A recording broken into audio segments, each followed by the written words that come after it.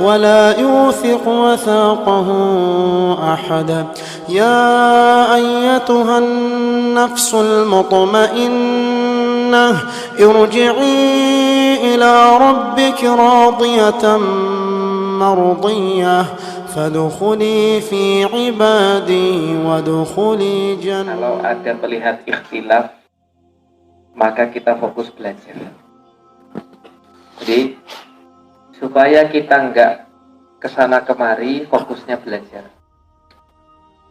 Saya pernah melihat kutipan yang dinisbatkan kepada Syekh Al-Albani yang kurang lebih artinya kenali kebenaran.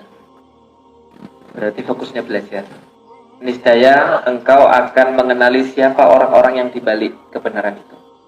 Tapi kalau fokusnya sama orang, apalagi orangnya masih hidup, itu masih bisa gini-gini Bapak Ibu. Orang hidup itu masih bisa kanan kiri, saestu.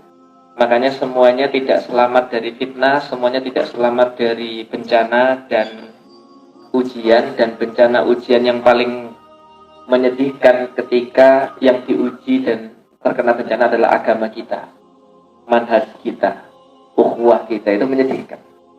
Makanya ketika kita berusaha untuk belajar fokus gimana sunnah itu, gimana menghadapi perbedaan, gimana yang lain-lain, insya Allah ketemu nanti ya mereka-mereka yang di belakang ilmu tersebut. Nah, kalau kita melihatnya asatidah ini dua-duanya insya Allah di atas kebaikan, tapi kenapa sepertinya tidak ketemu? Maka kembali tadi, cari uzur sebanyak-banyaknya.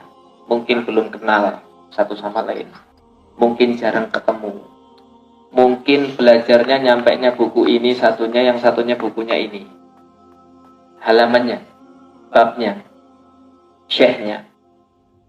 Atau misalnya kita mikir lagi, loh kayaknya kok sama sumbernya, sumbernya sama, gurunya sama, tapi kok beda.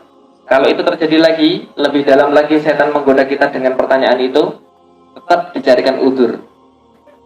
Ayam saja bertelur, kadang bulunya beda. Kucing juga begitu ya. Jadi bukan berarti menyamakan manusia sama hewan tadi, bukan. Tapi ya terkadang memang pemahaman itu beda. Jadi cara menerima dan memahaminya beda. Contoh misalnya, saking adanya perbedaan itu, menyikapi masalah tahdir misalnya, itu berbeda. Menyikapi masalah penyimpangan saudaranya berbeda. Jadi fokusnya tadilah saling tadabur. Ya, beliau menjadi saksi hidup akan itu. Beliau mengatakan fokus belajar. Insya Allah demikian, Ustaz.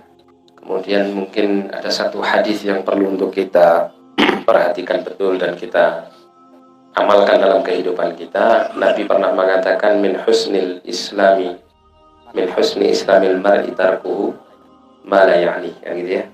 Di antara baiknya kualitas Islam seseorang itu adalah meninggalkan sesuatu yang bukan urusannya, yang tidak manfaat buat dia.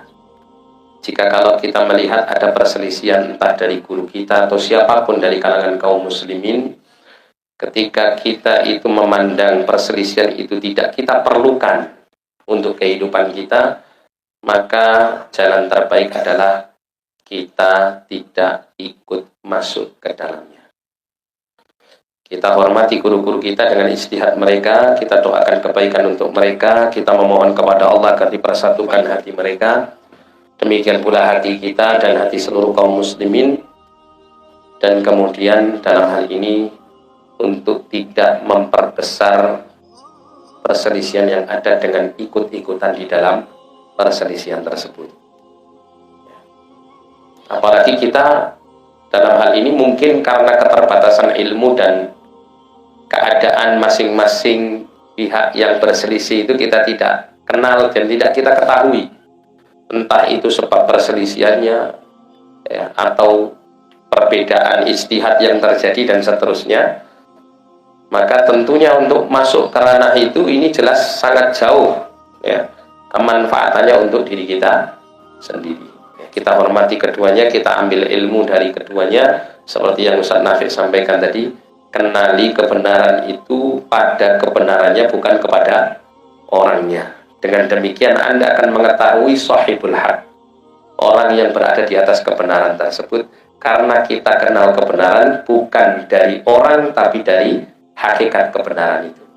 Sambil kita berdoa memohon kepada Allah agar senantiasa kita diberikan hidayah dan taufiknya untuk selalu di atas Islam, di atas iman, di atas tauhid, di atas sunnah, sampai kita mati di atas husnul khatimah. Amin ya rabbal alamin.